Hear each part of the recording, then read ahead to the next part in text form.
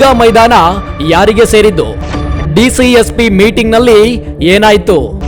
ಈ ಜಾಗ ಯಾರಿಗೆ ಸೇರಿದ್ದು? ದಾಖಲೆಗಳು ಏನ್ ಹೇಳ್ತವೆ ಗೊತ್ತಾ? ಶಾಂತವಾಗಿದ್ದ ಶಿವಮೊಗ್ಗದಲ್ಲಿ ಹೊಸದೊಂದು ವಿವಾದ ಎದ್ದಿದೆ. ನಗರದ ಹೃದಯ ಭಾಗದಲ್ಲಿರುವ ಈದ್ಗಾ ಮೈದಾನವೇ ವಿವಾದದ ಕೇಂದ್ರ ಬಿಂದು. ಎಸ್, ಮೊನ್ನೆ ರಂಜಾನ್ ಹಿನ್ನೆಲೆಯಲ್ಲಿ ಬೇಲಿಯನ್ನು ಹಾಕಲಾಗಿತ್ತು. ಮರುದಿನ ಬೇಲಿ ತೆರವುಗೊಳಿಸುವಂತೆ ಹಿಂದೂ ಸಂಘಟನೆಗಳ ಕಾರ್ಯಕರ್ತರು ಪ್ರತಿಭಟನೆ ನಡೆಸಿದ್ರು. ಇದು ಪಾಲಿಕೆಯ ಜಾಗ, ಬೇಲಿ ಯಾಕೆ ಹಾಕಿದ್ದಾರೆ ಎಂದು ಪ್ರಶ್ನೆ ಮಾಡಿದ್ರು. ಆಗ ಎಂಟ್ರಿ ಕೊಟ್ಟ ಎಸ್ಪಿ ಮಿಥುನ್ ಕುಮಾರ್ ಸಮಜಾಯಿಸಿ ನೀಡಿ ತೆರವುಗೊಳಿಸುವ ಭರವಸೆ ನೀಡಿದ ನಂತರ ತಾತ್ಕಾಲಿಕ ಬ್ರೇಕ್ ಬಿತ್ತು. ಸಂಜೆ ಸೂಕ್ತ ಪೊಲೀಸ್ ಬಂದೋಬಸ್ತ್ನಲ್ಲಿ ಹಾಕಲಾಗಿದ್ದ ಬೇಲಿಯನ್ನು ತೆರವುಗೊಳಿಸಲಾಯಿತು.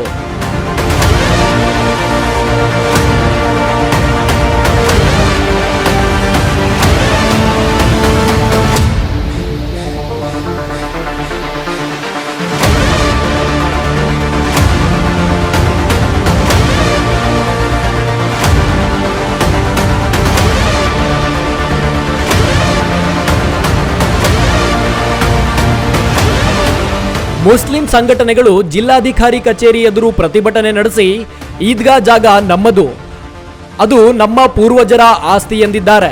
ಈ ಕುರಿತು ಶಿವಮೊಗ್ಗದ ಜಿಲ್ಲಾಧಿಕಾರಿ ಕಚೇರಿಯಲ್ಲಿ ಸಭೆಯನ್ನು ಸಹ ನಡೆಸಲಾಯಿತು. ಅಲ್ಲೂ ಸಹ ಮುಸ್ಲಿಂ ಮುಖಂಡರು ಇದು ನಮ್ಮ ಪೂರ್ವಜರ ಆಸ್ತಿ, ಅದಕ್ಕೆ ಸಂಬಂಧಿಸಿದಂತೆ ದಾಖಲೆಗಳು ನಮ್ಮ ಬಳಿ ಇವೆ ಎಂದಿದ್ದಾರೆ. ಲಾಸ್ಟ್ 2 ದಿನದಿಂದ ಸ್ವಲ್ಪ ಇಲ್ಲಿ ನಮ್ಮ ಆಫೀಸು ಏನು ಮುಂದಿನ ಜಾಗ ಇದೆ, ಈದ್ಗಾ ಜಾಗ ಏನಿದೆ ಅದರ ಕುರಿತು ಸ್ವಲ್ಪ ವ್ಯತ್ಯಾಸ ಬರ್ತಾ ಇತ್ತು. ಸೊ ನಿನ್ನೆನೂ ಸ್ವಲ್ಪ ಪ್ರತಿಭಟನೆ ಎಲ್ಲ ಆಗಿತ್ತು. ಆಮೇಲೆ ನಮ್ಮ ಆಫೀಸಲ್ಲಿ ಇವತ್ತು ಸಹಿತ ಅಲ್ಲಿ ಇವರು ನಮ್ಮ ದರ್ಗಾ ಕಮಿಟಿಯವರಾಯಿತು ಮತ್ತು ಬೇರೆ ಬೇರೆ ಸಾರ್ವಜನಿಕರಾಯಿತು ಇವತ್ತು ಬಂದು ಶಾಂತಿಯುತವಾಗಿ ಒಂದು ಪ್ರೊಟೆಸ್ಟ್ ಮಾಡ್ತಾ ಇದ್ರು. ಅವರು ಬಂದು ಮನವಿಯನ್ನು ಕೊಟ್ಟಿದ್ದಾರೆ ಮತ್ತು ಮೆಮೊರಂಡಮ್ ಅವ್ರ ಕಡೆಯಿಂದ ಏನಿದೆ ಸಬ್ಮಿಟ್ ಮಾಡಿದ್ದಾರೆ. ಸೊ ಬೇಸಿಕಲಿ ಈ ಜಾಗ ಈ ವಕ್ಫ್ ಪ್ರಾಪರ್ಟಿ ಆಗುತ್ತೆ ಅಂತ ಹೇಳಿ ಅವರು ಹೇಳ್ತಾ ಇದ್ದಾರೆ. ಮತ್ತು ಅದಕ್ಕೆ ಸಂಬಂಧಪಟ್ಟ ಹಾಗೆ ಮೇನ್ಲಿ ಅವರು ಡಾಕ್ಯುಮೆಂಟ್ಸ್ ಎಲ್ಲ ನಮ್ಗೆ ಇವತ್ತು ಪ್ರೊಡ್ಯೂಸ್ ಮಾಡಿದ್ದಾರೆ. ನಾವು ಕಾರ್ಪೊರೇಷನ್ ಆಫೀಸರ್ಸನ್ನು ಕರೆದಿದ್ದೀವಿ, ಆಮೇಲೆ ವಕ್ಫ್ ಆಫೀಸರ್ಗೂ ಇನ್ಫಾರ್ಮ್ ಮಾಡಿದ್ದೀವಿ.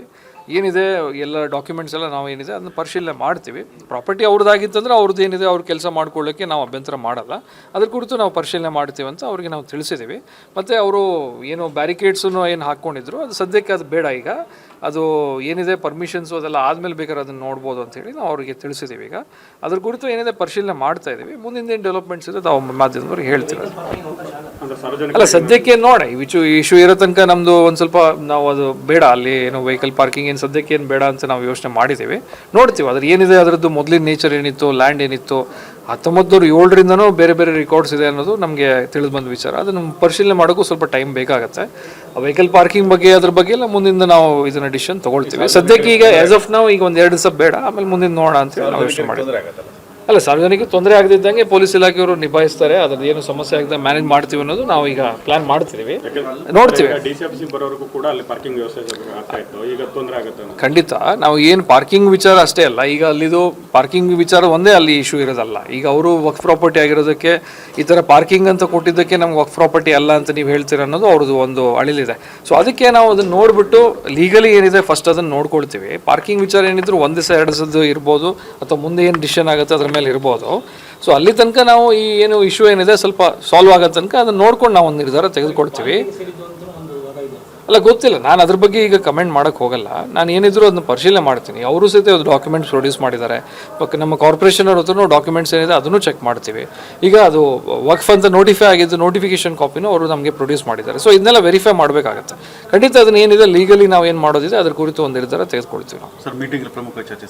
ಅಲ್ಲ ಮೀಟಿಂಗಲ್ಲಿ ಕೇವಲ ಇದೊಂದೇ ವಿಚಾರ ಅಲ್ಲ. ಅವರು ಈಗ ಭಾಳಷ್ಟು ಬೇರೆ ಬೇರೆ ಸಮಸ್ಯೆಗಳು, ಅವರ ಸಮಾಜಕ್ಕೆ ಆಗ್ತಿರೋ ಬೇರೆ ಬೇರೆ ಸಮಸ್ಯೆಗಳು, ಸಮುದಾಯಕ್ಕೆ ಇರುವ ಬೇರೆ ಬೇರೆ ಚಾಲೆಂಜ್ಗಳು ಅದನ್ನು ಅವ್ರು ಮಾತಾಡಿದ್ರು. ಈ ಬೇರೆ ಬೇರೆ ನಮ್ಮ ಸಿಟಿಯಲ್ಲಿ ಟ್ರಾಫಿಕ್ ವಿಚಾರಗಳಾಗಿರ್ಬೋದು, ಅಥವಾ ಅವ್ರ ಸ್ಮಶಾನಕ್ಕೆ ಬೇಕಾಗಿರೋ ಜಾಗದ ಬಗ್ಗೆ ಆಗಿರ್ಬೋದು. ಯಾಕಂದರೆ ಅವ್ರ ಹತ್ರ ಈಗ ನಮ್ಮ ಮುಸ್ಲಿಂ ಕಬ್ರಿಸ್ತಾನ್ ಏನು ಸಿಟಿಯಲ್ಲಿದೆ ಆಲ್ರೆಡಿ ಭಾಳಷ್ಟು ಕಂಜೆಸ್ಟೆಡ್ ಆಗಿಬಿಟ್ಟಿದೆ, ಆಲ್ರೆಡಿ ಫುಲ್ ಆಗಿಬಿಟ್ಟಿದೆ. ಬೇರೆ ಲ್ಯಾಂಡ್ ಬಗ್ಗೆನೂ ಅದನ್ನು ನಾವು ಚರ್ಚೆ ಮಾಡಿದ್ವಿ. ಸೊ ಈ ಥರ ಬೇರೆ ಬೇರೆ ಅವ್ರಿಗೆ ಸಂಬಂಧಪಟ್ಟಿದಂಥ ಇಶ್ಯೂಗಳನ್ನು ಅವ್ರು ನಮ್ಮ ಗಮನಕ್ಕೆ ತಂದರು. ನಮಗೂ ಸಹಿತ ಎಷ್ಟೋ ವಿಚಾರಗಳು ಇವತ್ತು ಅವ್ರು ಬಂದಿದ್ದರಿಂದ ನಮಗೆ ಗೊತ್ತಾಯಿತು. ಸೊ ಆ ಕುರಿತೂ ಸಹಿತ ನಾವು ಸೂಕ್ತವಾಗಿ ಸ್ಪಂದನೆ ಮಾಡ್ತೀವಿ ಅನ್ನೋದನ್ನು ಅವರಿಗೆ ನಾವು ಅಶ್ಯೂರೆನ್ಸ್ ಕೊಟ್ಟಿದ್ದೀವಿ. ಸೊ ಈ ವಿಚಾರದಲ್ಲೂ ಸಹಿತ ಸೂಕ್ತವಾದ ನಿರ್ಧಾರ ತೆಗೆದುಕೊಳ್ತೀವಿ ಅಂತ ಅವ್ರಿಗೆ ಹೇಳಿದ್ದೀವಿ. ಮುಖ್ಯವಾಗಿ ಏನೇ ಇದ್ರೂ ಸಹಿತ ಶಾಂತಿಯುತವಾಗಿ ಕಾಯ್ದೆ ಒಂದು ಅಡಿಯಲ್ಲಿ ಲೀಗಲ್ ಆಗಿ ನಾವು ಆ್ಯಕ್ಷನ್ ಮಾಡ್ತೀವಿ ಅನ್ನೋ ಅವರು ಸಹಿತ ಭರವಸೆ ಕೊಟ್ಟಿದ್ದಾರೆ. ಸೊ ಆ ದೃಷ್ಟಿಯಿಂದ ನಾವು ಇವತ್ತಿಗೆ ಅವ್ರ ಹೋರಾಟನ ಅವರು ನಿಲ್ಲಿಸಿದ್ದಾರೆ, ಶಾಂತಿಯುತವಾಗಿ ಮಾಡಿದ್ದಾರೆ. ಮುಂದಿನ ದಿವಸಗಳಲ್ಲಿ ನಾವು ಅದನ್ನು ಪರಿಶೀಲನೆ ಮಾಡಿ ಒಂದು ನಿರ್ಧಾರ ನಾವು ಹೇಳ್ತೀವಿ. ಇಲ್ಲ, ಆ ಥರದ್ದು ಏನೂ ಸಮಸ್ಯೆ ಆಗಲ್ಲ. ಅದೆಲ್ಲ ಏನಿದೆ ಆ್ಯಸ್ ಯೂಶುವಲ್ ವರ್ಕ್ ಆಗುತ್ತೆ. ಅಲ್ಲಿ ನಮ್ಮ ಈ ರಂಜಾನ್ ಸಲುವಾಗಿ ಬ್ಯಾರಿಕೇಡ್ ಬೇರೆ ಹಾಕಿದ್ರು, ಅದನ್ನೂ ಸಹಿತ ಪೊಲೀಸರು ಅದನ್ನು ನೋಡಿ ಪರಿಶೀಲನೆ ಮಾಡ್ತಾ ಇದ್ದಾರೆ. ಯಾವುದೇ ರೀತಿ ಸಮಸ್ಯೆ ಆಗದಿದ್ದಂಗೆ ಬಿಸ್ನೆಸ್ ಆ್ಯಸ್ ಯೂಶುವಲ್ ಹೇಗಿದೆ ಅದು ನಡೀತಾ ಇರುತ್ತೆ. ಸಭೆಯಲ್ಲಿ ಕೆಲ ದಾಖಲೆಗಳನ್ನು ಜಿಲ್ಲಾಧಿಕಾರಿಗೆ ಸಂಘಟನೆಯವರು ನೀಡಿದ್ದಾರೆ. ಅದನ್ನು 1907ರಿಂದಲೂ ವಿವಾದದ ದಾಖಲೆಗಳು ಇವೆ.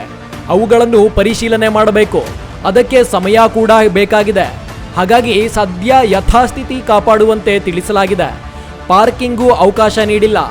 ಅಗತ್ಯ ಮುಂಜಾಗೃತಾ ಕ್ರಮವನ್ನು ಈದ್ಗಾ ಮೈದಾನದಲ್ಲಿ ಕೈಗೊಳ್ಳಲಾಗಿದೆ. ಆನ್ ದ ಅದರ್ ಹ್ಯಾಂಡ್ ಇವತ್ತು ಕೂಡ ಕೆಲವೊಂದು ಪ್ರತಿಭಟನೆ ಆಗಿ ಮಾನ್ಯ ಜಿಲ್ಲಾಧಿಕಾರಿಗಳ ನೇತೃತ್ವದಲ್ಲಿ ಒಂದು ಸಭೆನೂ ಕೂಡ ಮಾಡಿದ್ದೀವಿ. ಕೆಲವೊಂದು ಗ್ರೀವಾನ್ಸಸ್ ಹೇಳಿದ್ದಾರೆ, ಕೆಲವೊಂದು ಡಾಕ್ಯುಮೆಂಟ್ಸ್ನ ಸಬ್ಮಿಟ್ ಮಾಡಿದ್ದಾರೆ. ಲೀಗಲ್ ಆಗಿ ಚೆಕ್ ಮಾಡ್ತಾರೆ. ಲೀಗಲ್ ಆಗಿ ಯಾವ ರೀತಿ ಇದೆ ಆ ರೀತಿ ನೋಡಿಕೊಂಡು ಮುಂದುವರಿಯೋಣ ಅಂತ. ಆಸ್ ಆಫ್ ನೌ ಏನು ತೊಂದರೆ ಇಲ್ಲ, ಎಲ್ಲ ಪೀಸ್ಫುಲ್ ಆಗಿದೆ. ಈ ಜಾಗ ವಕ್ಫ್ಗೆ ಸೇರಿದ್ದು ಅನ್ನೋದು ಮುಸ್ಲಿಂ ಸಂಘಟನೆಗಳ ವಾದ. ಅವರು ನೀಡಿದ ದಾಖಲೆಗಳ ಪರಿಶೀಲನಾ ಕಾರ್ಯ ಸಹ ನಡೆದಿದೆ. ಈ ಕುರಿತು ವಕ್ಫ್ ಹಾಗೂ ಮಹಾನಗರ ಪಾಲಿಕೆಯ ಅಧಿಕಾರಿಗಳೊಂದಿಗೆ ಚರ್ಚೆ ಮಾಡಲಾಗಿದೆ. ವಿವಾದ ಬಗೆಹರಿಸುವವರೆಗೂ ಪಾರ್ಕಿಂಗಿಗೂ ಅವಕಾಶವಿಲ್ಲದಂತಾಗಿದೆ. ಅದೇನೇ ಇದ್ರೂ ಈದ್ಗಾ ವಿವಾದಕ್ಕೆ ಸದ್ಯ ತಾತ್ಕಾಲಿಕ ಬ್ರೇಕ್ ಬಿದ್ದಿದ್ದು, ಮುಂಜಾಗೃತಾ ಕ್ರಮವಾಗಿ ಪೊಲೀಸರು ಈದ್ಗಾ ಮೈದಾನದ ಸುತ್ತ ತೀವ್ರ ಕಟ್ಟೆಚ್ಚರ ವಹಿಸಿದ್ದಾರೆ. News room, Kannada medium 24x7.